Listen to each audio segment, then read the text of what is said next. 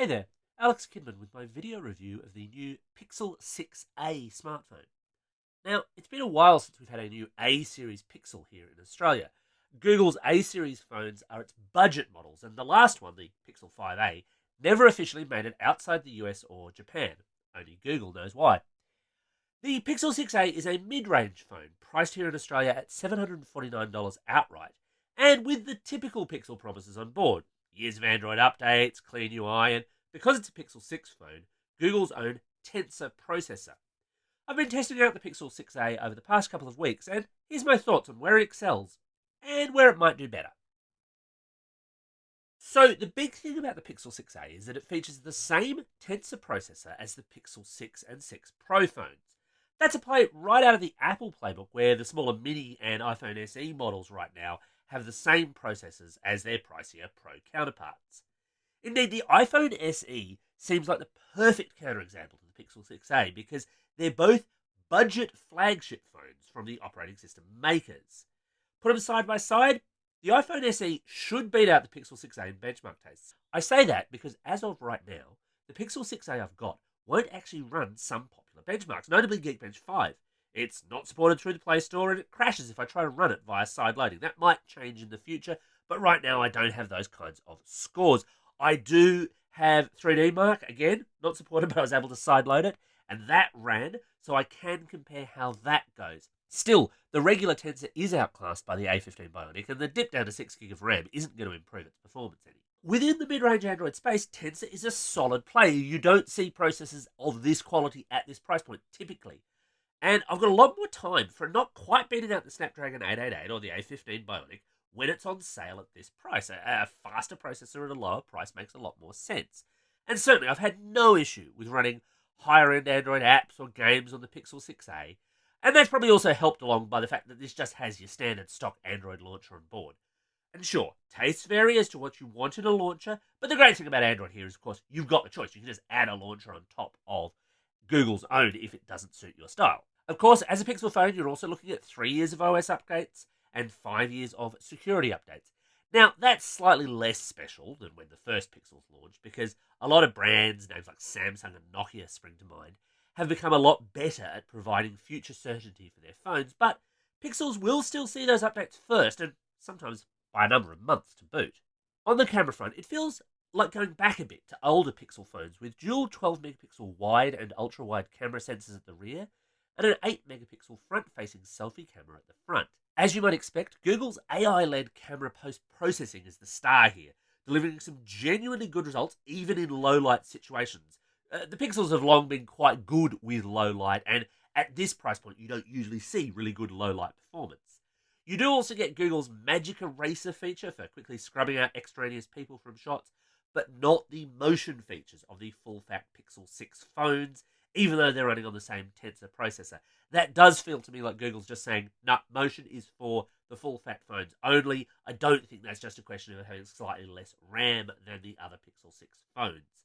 It's just Google differentiating to try and upsell you. The other headline plus is battery life.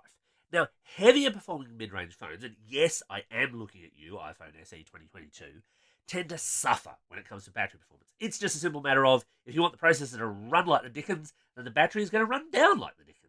And look, I had some serious concerns around the Pixel 6a because it packs only a 4410 milliamp hour battery. That's not a heck of a lot.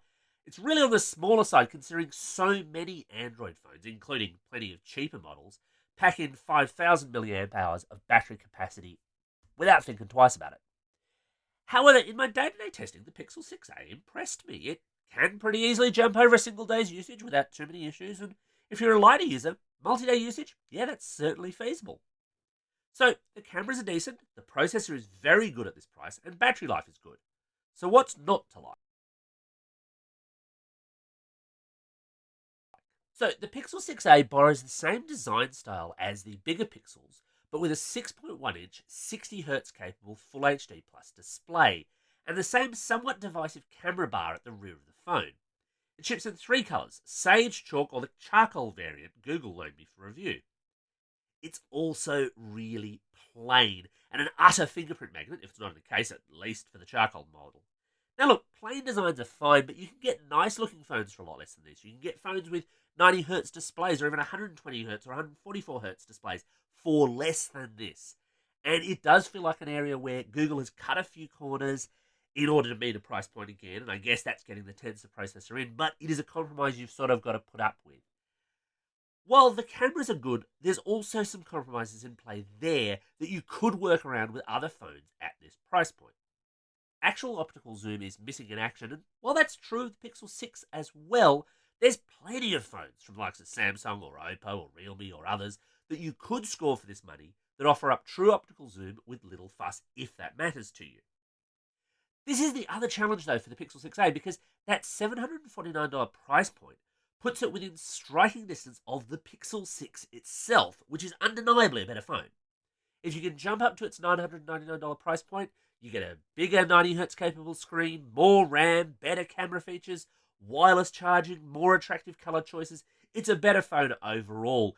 And that gap between the 6A and the 6 is not as big as we saw, for example, between the 4A, which was the last of the A series phones we saw here in Australia, and the full fat Pixels of its era. And look, even if you don't want the Pixel 6 itself, for $749, you could score a bunch of other phones. I mean, I've mentioned the iPhone SE already, and it's not because I'm pimping for Apple, but in terms of power, in terms of performance, it will absolutely run rings around the Pixel 6a in processing power terms, but you do pay for that with battery life. You'll struggle to get through a day on that phone. But within the Android space, you've also got a lot of choices. You could go, for example, for one of Samsung's Galaxy A series phones or an older Galaxy S21. I've even seen the S21 FE on sale near this price point right now. So, is it worth it? Look, I think for a lot of people, it actually is. Mid-range phones have come a long way, and you totally can get phones suitable for everyone at this kind of price point, leaving the flagships for those who are truly cashed up. There are still some compromises at play, and it's totally worth shopping around because if features like faster refresh rate screens, optical zoom, or wireless charging matter to you, you won't find them here. What you will find is a solid workhorse of a phone, and one that punches a little above its weight for app performance. Its cameras aren't the most powerful in its class, but they are easy to use with good low-light performance, making them a good match for those who just want to shoot without too much photo tweaking or understanding camera settings. Anyway, that's my take on the Google Pixel 6a, which goes on sale here in Australia from the 28th of July. Got any questions? Hit me up in the comments below, and as I usually say around this time, thanks for watching and don't forget to hit like and subscribe.